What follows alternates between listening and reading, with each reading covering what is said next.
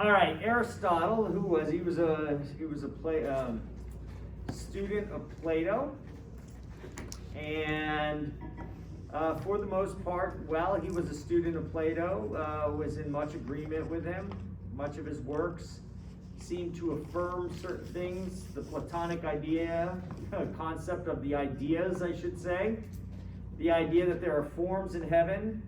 Okay, and so much of Plato's view was to somehow understand these, okay?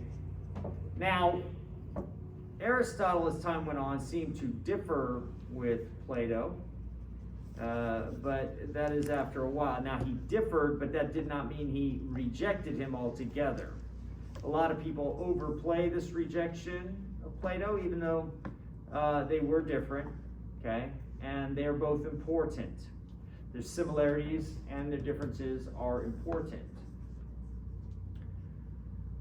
He became a student of Plato at the Academy when he was around, I think, 17. Later on, he taught Alexander the Great. That's very important. As Philip of Macedon was the king of Macedonia at that time. And there's a lot to be said about Philip. The Macedonians weren't exactly Greeks, and the Greeks, the Athenians, that is, the Athenians didn't actually look highly upon them. And so, anyway, Philip had I don't want to say a vision. He had a premonition given to him by the Oracle at Delphi. Do you remember the Oracle of Delphi? Who said that Socrates was the wisest of all? Remember, if you read the Apology, well, you know, King Philip, he had walked in on his wife Olympus with she was into snakes. Okay, she's a really good looking woman apparently. Okay? Really attractive lady, which a king I can imagine would probably be like, yeah, you know, whatever. But she was into snakes, and she's kind of weird like that. And he caught her with a snake one day, and he was like, oh, I better go get some, you know, a little consultation on this, right? You know, give me. So he goes to the Oracle of Delphi and says, what's up with this? Now, by the way, it was said that Zeus used to manifest himself as a snake, okay? Zeus being God, or the head god at the time, okay, in a polytheistic world. Anyway, so he's wondering, oh my God, you know, so is my son, Alexander the Great, half Zeus? Is he Zeus's child, kind of like this? Now, some have said that the Oracle of Delphi said yes, and so he's all wondering, oh my God, you know, this woman's a freak for one, and two, he didn't like his son, okay? The result was he didn't have a great relationship with Alexander, and there's a statement that once he got up and he was going to smack some sense into his son, but he was too drunk to get across the room to actually to hit him, and his son insulted him for that. But nonetheless, Alexander becomes king eventually, and Alexander the Great, he's a conqueror. There's a bunch of moral statements about Alexander and theories as to how and why he killed his dad. See, I just presupposed he killed his dad. He didn't actually kill his dad, but it's alleged that there was a soldier in the ranks of the Macedonian army that King Philip thought was a bit effeminate and insulted him. And of course, allegedly, Alexander the Great was a bit effeminate, and so he, you know, was taking it out on this military, you know, this soldier, and a group of guys instantly just converged upon him and stabbed him, killed him. And it's alleged that his son Alexander had something to do with this. So anyway, he ascended into the throne. Well, that is the guy who, that's the guy Aristotle taught. Aristotle's, if I'm correct, nephew was his biographer, Philip's biographer, and was killed. So at that point, Aristotle's kind of like, well, I'm getting out of here. And he is already actually out of there because he had finished teaching Alexander. He had grown up and was beyond the age of tutelage. So he's like, I'm doing my own thing. All right. Now, Aristotle taught what's called the Peripatetic Style, kind of walk along with you. They do that. And they, hey, what's that thing over there? That's the big philosophical thing, right? You start talking about things they encounter. Rather than doing what we're doing here, sitting in a classroom, which I don't mind because we're not out there in the rain or the cold, or you're not being, and you get seats and you can write, okay? Now, a lot of our Aristotelian, books and writings that we have, we could thank the Islamic world for. Because if it weren't for them, we'd probably have none of them. They preserved them. So because of the Muslims, we have that. Up until we had gotten those, much of our reliance was on Platonic philosophy and Augustinian philosophy in the church. The church, by the way, the church, when I say the church in this case, I mean the Catholic Church, because this is pre-Reformation, so there wouldn't be Protestants yet. They relied heavily on the philosophy of Augustine, and then later on Plato, not Plato, but Aquinas made heavy use of Aristotle in a great way, and I'm a really big fan of how he did it. So when we get there, that'll be nice. Okay. A lot of the books ascribed to Aristotle were not necessarily penned by Aristotle, but may reflect either his students' notes, as many people believe the Nicomachean Ethics is, and or things commissioned by him in a sense, by his to his students. The Nicomachean Ethics, which we're reading, is named after Nicomachus, his son. And when we talk about ethics, we're in a field where we ask the question, what does it mean to be good? So when we start off with this book, it's pretty interesting the way he starts it, so I think we should. If you ever hear me get all political in here, which I am, a political animal, I teach in government, so why wouldn't I be? I teach philosophy and I teach religion. So if you hear me talking about Jesus in here, I'm also a religion professor. You hear me talk about politics in here, I'm a politics professor. You go into my other classes, you'll hear me talk about philosophy. Why? Because, well, I've been a philosophy professor for 15, 16 years now. So, but you're going to notice in this that there's going to be overlap. So if I were in a government program, which I am, this would be an appropriate book to read, and you'll see why. So let's open it up to book 1. My translation is by Terence Irwin, okay? Who do you have? Ross? It may be, is it Ross? Yeah. So you're going to see a different translation. And so you're going to look at it and go, wow, it almost seems sometimes that it's saying different things. Well, that's because this was originally written in Greek. And just like the scripture, Bible, was written in Greek, when you read different translations, sometimes they seem a bit different. And that's why it's important that, pastors, when they, that your pastors go to school and learn Greek and theology. Why?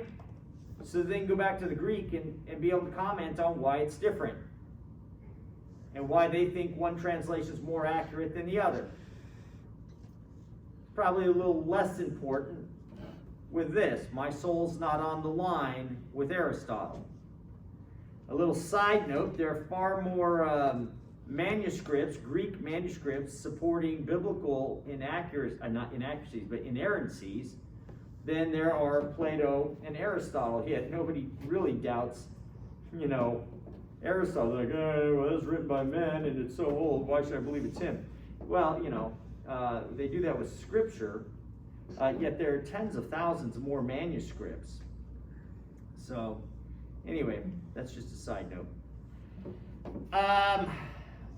I don't know if I had you guys, I had you guys read the introduction, right?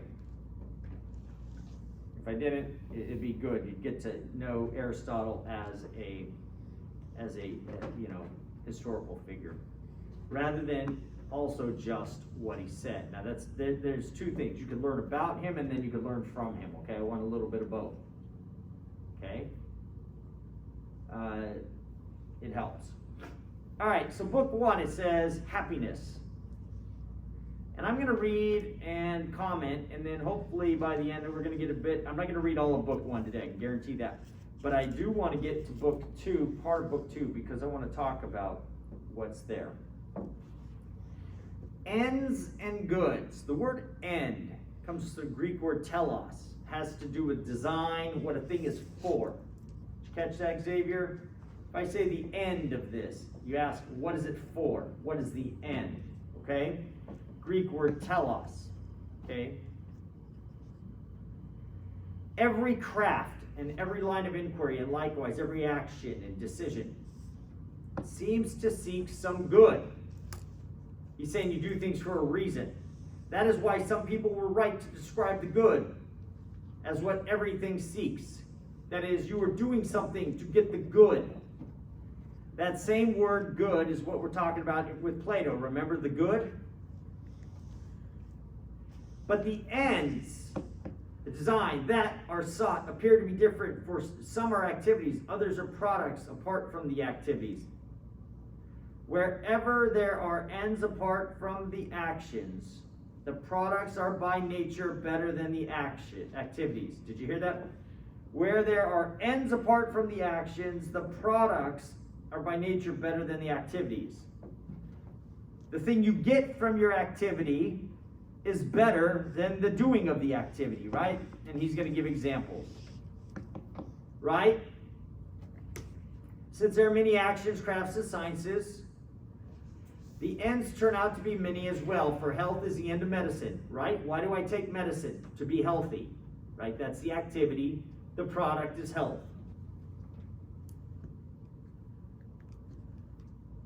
A boat building. I don't build a boat. Now, by the way, if I build a boat, I built a little cart yesterday to put, I'm a painter, by the way, I paint. And, not walls, but pictures. And I have all these brushes and stuff in there, and I have this big table in the middle of my garage. And it has all these paintbrushes. I'm like, man, this is a wreck. I gotta get all this stuff off of here because I'm not able to do other stuff, right? And so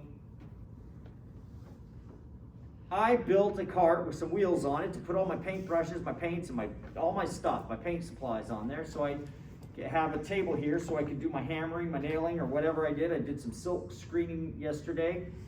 Made a little silk screener and made my kids' t-shirts with Superman emblems on it. They loved it. All right? I had a good time making the cart, right? But the cart's what I did it for, to have the cart. The end was better than the action. The action was building the cart, okay? And that was good. There was something good about it. I enjoyed it. It was an exercise of my intellect and my designing capacities. But the end was the dang cart, okay? That was better than the action that created it. That's what he's saying, okay? Do you understand that? There are activities, and then there's the end of the activity. Which one is better? The end, what you did it for. Now, if somebody gave me a cart, would I build a cart? No, I wouldn't build a cart because I got the thing that's better than the building of the cart. Okay? All right. In that case, I saved myself $100. I saw it at Lowe's. I was like, I need one of those. $100. I don't need it that bad, but I got a bunch of scrap lumber and I got some casters. I think I could make it. So for $100 an hour, I built my own cart. Probably better too. It's bigger. All right, moving on. All right. So what he's saying is, like, he says a boat is for, is greater than the boat building. Victory is of generalship and wealth, of household management. You do household management to have wealth, right? But some of these pursuits are subordinate. That means under to someone capacity. For instance, bridle making. Who knows what a bridle is? Seriously, none of you? Or in Texas. Is it the thing that you put like around horses on?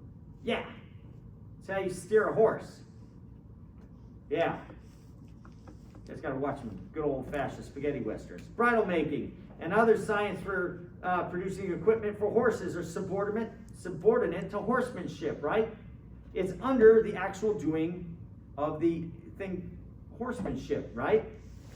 While this and every action in warfare are in turn subordinate to generalship. See, I was in the military, I was a Marine. So, generalship. The general is going to go win us the war. How's he going to win the war? He's going to lead us, and I've got my part to do. My part's subordinate to the greater, generalship is subordinate to victory. We have generals so we can win, right? We don't go to war to do what? Fight. What? We don't go to war to fight, just to fight. We fight to win, right? We don't go to war to fight, we fight to win. We go to war to fight so that we can fight to win. I should say that, okay? The highest, unfortunately, since Vietnam, that's not the case, okay? Sometimes we go to war for political expediency, back home, whatever reason. But unfortunately, if you're conducting war properly, you go to war to win, and you have generals to win, and generals have armies. And armies have divisions, right? In our case, I was in the United States Marine Corps, and we had an infantry, and we had an armor, right? We had armory divisions where we had tanks, and we had artillery where we had cannons, and we have, we have scouts, snipers, and recon, and engineers. And I was an anti-terrorist team, and I was in artillery as an engineer. And we have supply, because you need supply. If you don't have supply, you don't have, your infantry's out there going, I have no water. Right? And I have no bullets, right? So you need all of this so that the general can lead them to victory, because the highest end in war is what? Victory. You go to war for victory. Now you may have victory for another reason, right? Ironically, you'd say, why do you have victory? To maybe establish a just society so that you can have peace, because you cannot have peace. Now, long before it was co-opted, and I'm upset about this because I said it long before any Black Lives Matter said it, no justice, no peace, I said it. Because in real justice, equals being treated equally, right? And unequals being treated unequally, you could have peace. Because I used to discuss just war theory, lack of fighting is not peace, right? That's more avoidance. It can be. It could be appeasement, right? Look, I can tell you what. The black race was not at peace when they were enslaved. Absence of war does not entail peace. Justice is the byproduct of true justice. True justice, all right? So, I've been preaching that long ago. I was like, copyright. I didn't get it. All right, well, I don't get credit for it, okay? But that goes across the board. That is not just merely racial, that could be in any field, okay? Point being that there are things that are subordinate to the end, and there are actions that are subordinate to other actions. Generalship has things that are subordinate to it, but generalship is actually subordinate to victory. We do things for a reason, that's what he's saying. All right, I'm going to skip down to 2. He says, suppose then that the things achievable by action have some end, that we finish because of itself. Now listen to this. There are 2 types of things. There's intrinsic goods and there are instrumental goods, and that's what he's about to talk about. And you need to read this, because I'm going to create a quiz on it, but you got to read this because the reading of it does something to you. It's just brilliant. It makes you think, okay? helps you learn to think. It's like lifting weights. I can do it for you, show you how to lift, but then if you want to get mentally strong, then you got to do the lifting too. Read it. Saying this, there are two types of goods. One, there's intrinsic good and there are instrumental goods. All right, guys, I gave you $1 million, is $1 million good? Would anybody say no? Nobody would say no, of course not, because we all want $1 million, right? Steve Martin used to have a joke. You too can be a millionaire and never pay taxes. Yes, that's right. Steve, how can I be a millionaire and never pay taxes? And he'd say, first, get $1 million. Of course, no. It's a joke right there. Okay, anyway. All right, Steve does it better than I do. Please tell me you know who Steve Martin is. All right, good. Money is a good. What kind of good is it? Is it intrinsic or is it instrumental?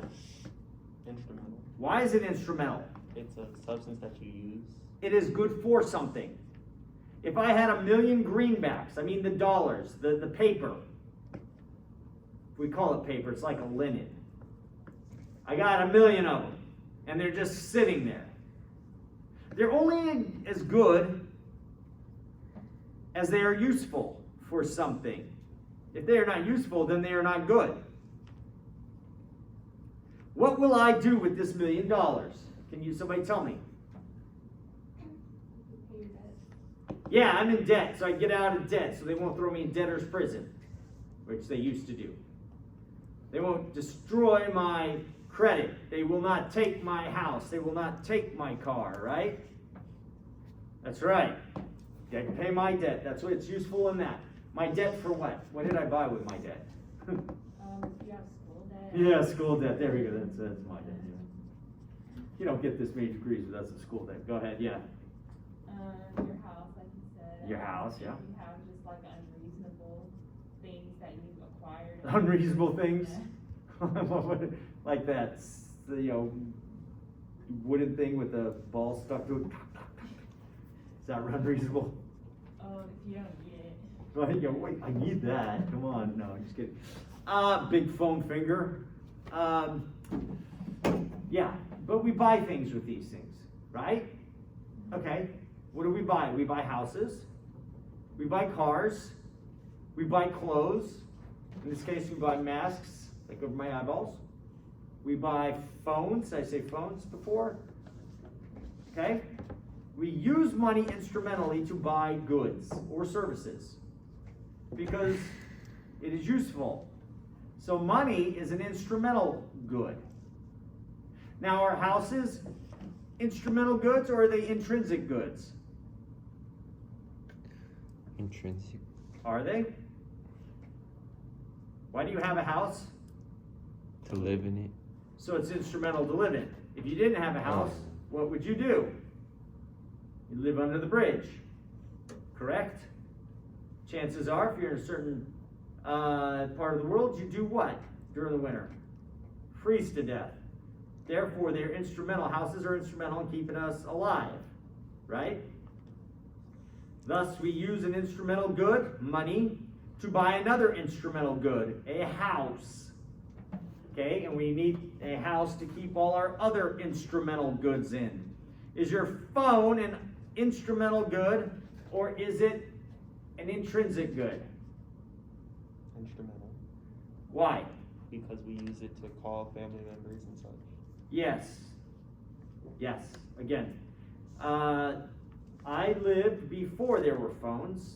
By that I mean not real phones. I mean, I lived before there were iPhones. I lived before we had computers. Okay? And I grew up in the 1980s, where I'd go to class and there would be no phone. If you wanted to record the lecture, you'd break out this thing, a big old tape recorder, push play and record at the same time. There'd be a little cassette in there, okay? They had smaller versions and they ran off batteries, okay? And you'd take your pencil, stick it in the hole, and you'd spin your tape around to rewind it. Why would you do that? Because you didn't want to waste your batteries.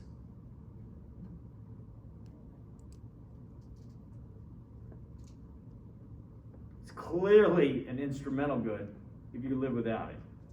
Okay? All right. You guys had a taste of that probably a couple last week, right? When there was no phone service, when there was no internet. You had a taste, you're like, what do I do now, man? Well, now you go live your life instead of having somebody else do it for you online. All right.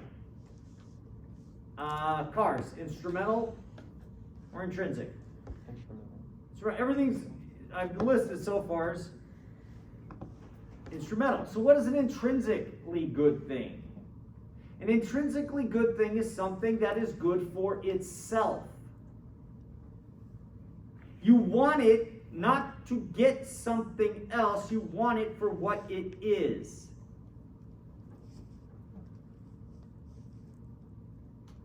You having a hard time with that one?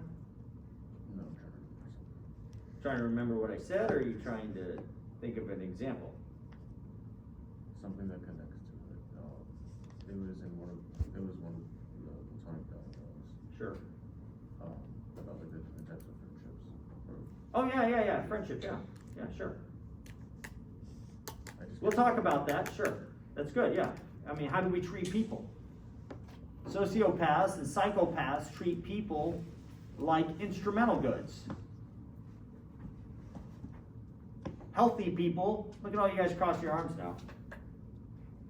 Wondering if you guys treat others as instrumental, you know? You ask yourself the question, how do you allow yourself to be treated? As an instrumental good or an intrinsic good? Imagine the porn industry, and we're going to talk about this here pretty soon. Both the people who create porn, those who use porn, those who are starring in porn. First let's take the people who are in it.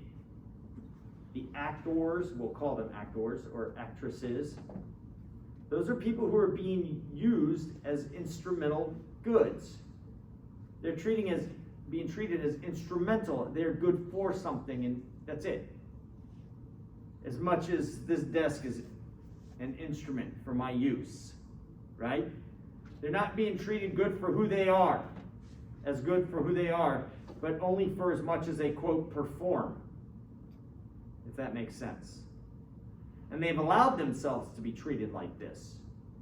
That includes the men, who seem to think that they're getting something out of it too, okay? And then those who produce it and make money off of it and enslave these people to it. Whether by having, because they know most of these people are addicted to drugs. The women, that's how they'll get their money.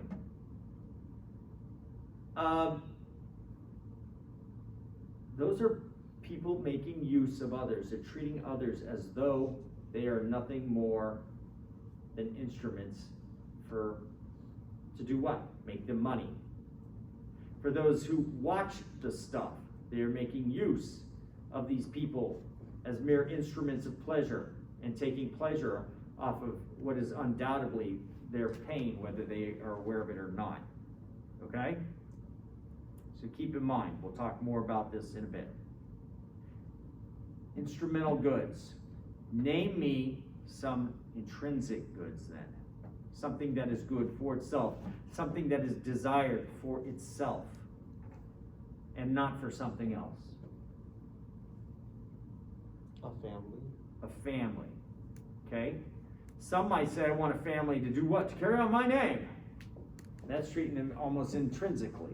I mean, instrumentally, but in another way, it's treating the name maybe as intrinsically good, perhaps. But family, your family. What about my family? Is my family as intrinsically good as yours? Well, it depends on how you see your family. It depends on how you see your family. Does the value of something, is that dependent on perception? It is? I think so, yeah. Does it? Is it? Well, So my family if I is- don't value my family, that means my family's not valuable?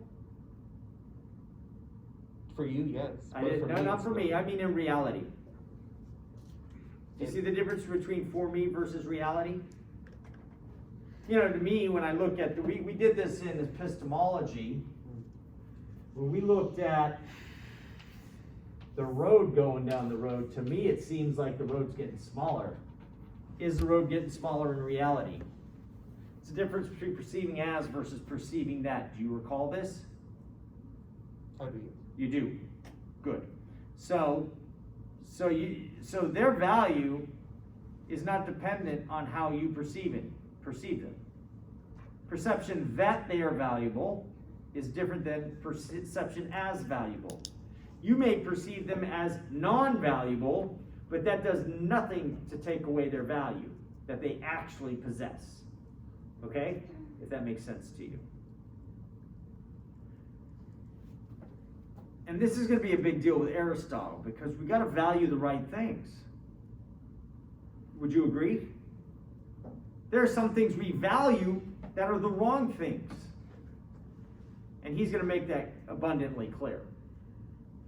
That's why he's making a distinction between things that are instrumental and things that are intrinsic.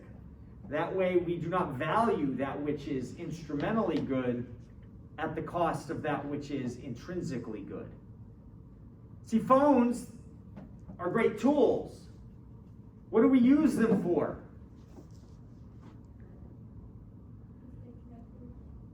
Because that which we are connected to is greater than that which helps us get connected, correct?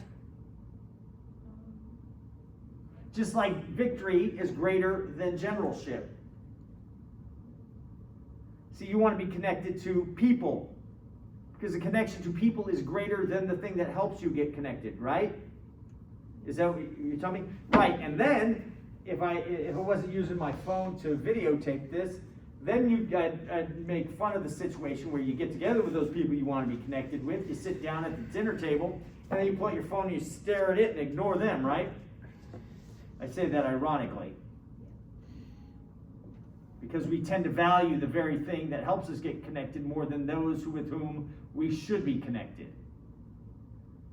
We value the instrumental more than the intrinsically good thing. The important thing here is he's going to make it clear that there are things important for themselves, what they are, and things that are important for what they do. They're instrumental. Okay? One is higher than the other. Clearly. I do this for that, I do this for that, I do this for this, and then you go, well then what do you do that for? I do it for itself, for what it is. So tell me, what is it besides family? And the family, I believe humans are intrinsically good because God has created us with the imago Dei, that is the image of God, and thus God is good, and he said we are good, right? God created man, he said, man, this is good, okay? It is good. Now, what else? Give me something else. Making music. Making music. Why do you make music? Because it's fun and... So you do it to have fun. Sketch that, in order to have fun. Okay, I love music. I play guitar, I sing, play in a band, the church band, but it's a band. We do pretty well. We have a great time, and I love it. Do it to aid worship, salve the soul, feel cool, right? Joy, yeah. Doesn't sound like music. I do believe that art has an intrinsic goodness to it, though. I do. Beauty. Beauty is one of the transcendentals. Okay? Go ahead, Xavier. Nature itself. What's that? Nature itself. Nature itself. I don't know what you mean by that. The word nature, when it comes to, say, philosophy, you usually think of nature like wetness. But do you mean like the trees? Yeah, trees.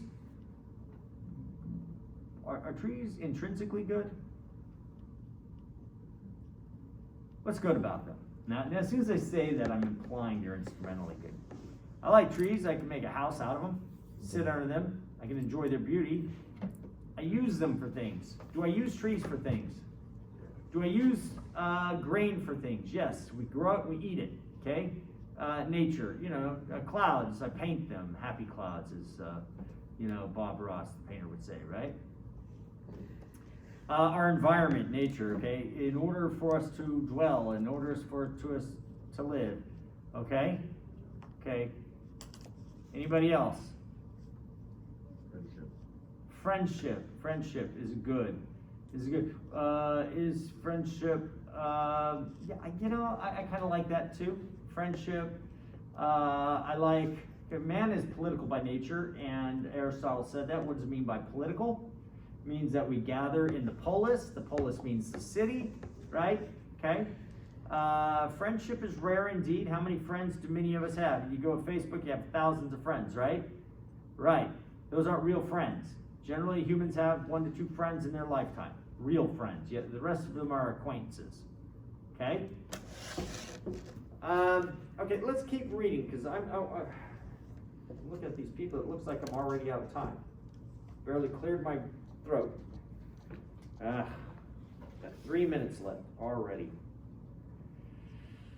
All right, so we have intrinsic goods and we have external goods. Okay, I'm going to go on and I'm just going to give you the end of it then. Happiness. That is the word I was looking for. Happiness. Happiness is intrinsically good, and this is what Aristotle calls the chief good, the highest good. That after everything we do, money and all the like, we do it for happiness. And you say, why do I want happiness? Right? Why do you want a family? Why do you want this? Why do you want that? I just want to be happy. Why do you want to be happy for? Can I give you $1 million if you'll just cease being happy? No, because then I wouldn't be happy. But what is happiness? Remember in philosophy, what do? We define our terms. And so if you tell me you want to be happy, and if Thomas Jefferson says, we hold these truths to be self-evident, that all men are created equal and endowed with certain unalienable rights, such as the right to life, liberty, and the pursuit, not the actual having of, but the pursuit of happiness. Well, then I better figure out what that word happiness means. And in 0 minutes, we are done, but I'm going to tell you this. I used to have all my students write this paper. What is Aristotle's view of happiness, and how does it differ from what we teach in pop culture? Keep in mind, if you have a right to pursue happiness, and you don't know what it means, or you've got the wrong definition, then you don't have a right to pursue it, right? You have a right to pursue what Thomas Jefferson had in mind. And I think what Thomas Jefferson had in mind is what Aristotle had in mind, what the philosophers had in mind. And so if you want to be happy, you better figure out what they mean by that word so that you can be it too. So read book 1. We're going to start reading book 2. We're going to come back and you're going to tell me what book 1 said, okay? All right. We can cut this off now. Like, no. Thank you, bro.